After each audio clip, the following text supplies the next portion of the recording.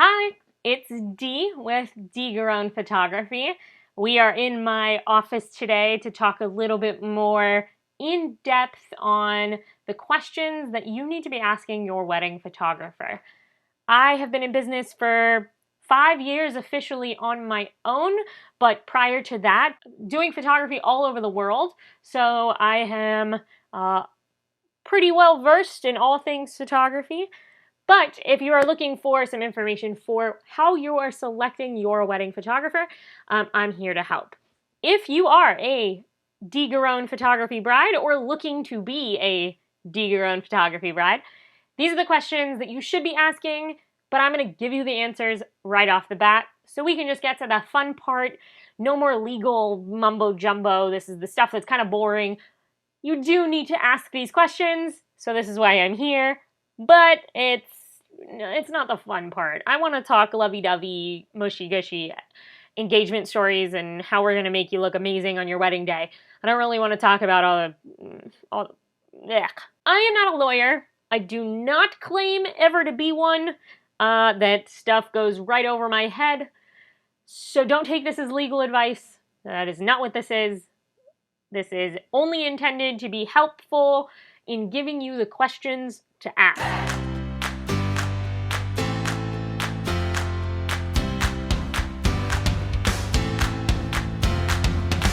This is what you need to make sure your wedding photographer is legit. Oh, that's such a bad word.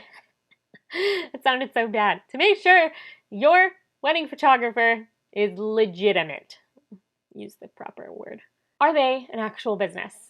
I have my business license through the state of Florida. As a digital photographer, I am delivering digital products / shipping out albums and gallery prints. So I am a legal business in the state of Florida. Double check to make sure you don't need a specific license for a specific location.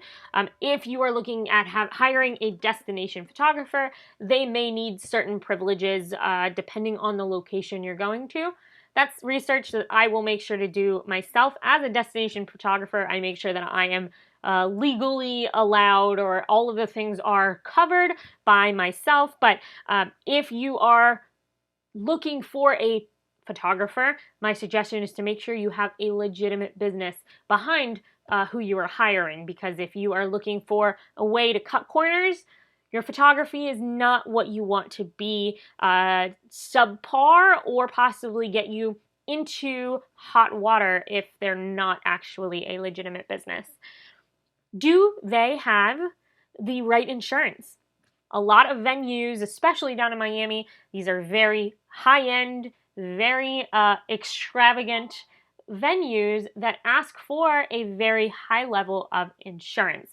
As a legitimate business, I make sure that I have business insurance as well, because God forbid something were to happen. Unfortunately, you can't predict the future, and that's what the insurance is for. It is there as my backup. I hope to never use it, and I will pay heavily to make sure I never have to use it, because I want to be safe and make sure that all of my ducks are in a row. So if the worst case does happen, I'm covered. You want to make sure that you do have additional insurance outside of what is the typical version of insurance. I make sure to utilize a second photographer or a videographer, because they are, in a way, my insurance. If I, God forbid, miss a shot because my camera freezes, because the SD card breaks, because the battery dies, because the worst case happens, I will make sure that I have someone else there taking the photos. It may be at a different angle, it may be from a different perspective, but it is still capturing the moment so I don't miss something. They are my insurance in a way. The best case, they get some awesome photos from a different location, from a different perspective. Worst case scenario, you still have photography and videography of the moments that you wanted captured in case something happens.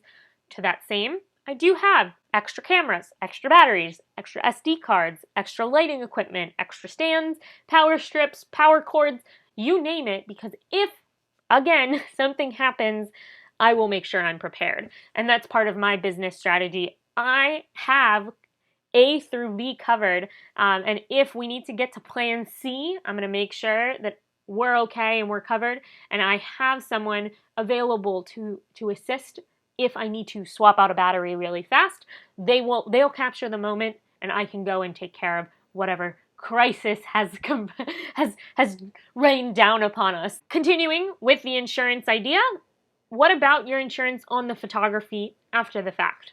I have all of my backups beforehand, and I also have all of the backups afterwards. So if, again, as electronics will do, they do not do what we want them to do when we want them to do at all times. If something were to happen, if a SD card were to fail, if a hard drive is to get ruined, you know that I do have backups of everything 5 different ways.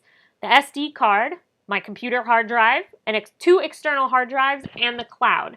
Technically, I have a 6th one. Once your photos are delivered, you do have your own private online gallery. So that's like a 6th backup, because worst case scenario, if all 5 of these failed, which is so horribly unlikely, like the odds are not something I can do the math for. But if all 5, you do have an online gallery as the last case scenario. So this is something you want to make sure you're asking. I don't know if all photographers are as paranoid as I am and have all 6 different ways of backing up their photos. It is something you want to make sure you ask, because I have heard of photographers that shoot and deliver. So instead of going through and editing and backing up and putting all these things, they're just going to give you all of the photos, but that's it.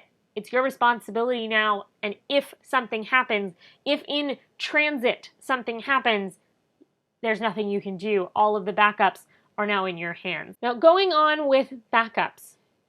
In my contract, I have it laid out. If the worst case happens and I'm sick, I can't make it to the wedding for whatever reason, it is my responsibility to make sure that you're covered. You hired me in order to make sure that your wedding is photographed in the same in the style that you love, with someone that you trust, and with someone that you know will deliver high quality, beautiful images.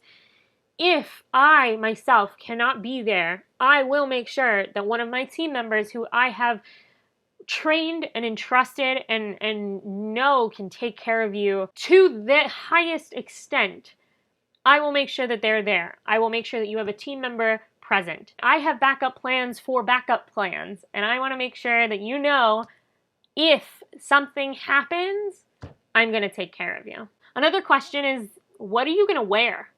Sounds kind of like a funny question, but the number of weddings that I've been to where they show up in a mint green dress, rocking heels, running around your venue. I don't know how a wedding photographer does that. I'm in all black to make sure that I blend into the background. I'm a vendor. I'm someone who's there to assist you. I'm not going to stand out. I'm not going to make a scene. I do want people to see me, and with my loud Italian voice, they will see me because they will hear me. I make sure to command the audience when I need them. When I am corralling your family to get those beautiful group photos of all of your cousins, they will hear me and they will see me. But when they are dancing and having a good time and crying in the pews watching you get married, I'm out of the way. I'm in a corner. I'm as conspicuous as possible. There are times I will need to do a little bit of a jog down the aisle to make sure I catch your ring, and I need to be a little closer, or I need to get around one of the bridesmaids in order to catch the best angle. I may be seen a few times, but for the most part, I am out of the way and trying to be as inconspicuous as possible to make sure that the focus is on you.